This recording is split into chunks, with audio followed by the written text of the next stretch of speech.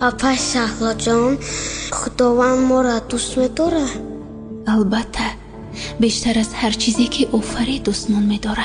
بعد برای چی آدم رو درد می‌ده؟ چون قلب‌های شکسته جایگاه خداست. وقتی که تو افتی و دستت زخمی شود دویده نزدیکی می‌روی. پیشیا جان، برای چی؟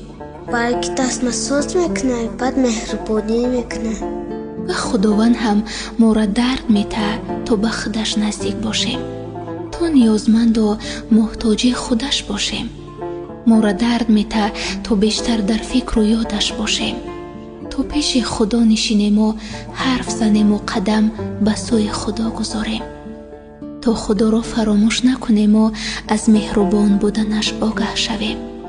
وقتی که درد و غم نباشد از کجا دانی که خداوند رحیم و بخشنده و مهربان است؟ دردها یک راه به سوی خدا و یک تاریکی برای رسیدن به روشنی است جانی اپا. درد هم یک رحمت خدا برای بنده های دوست دارش است.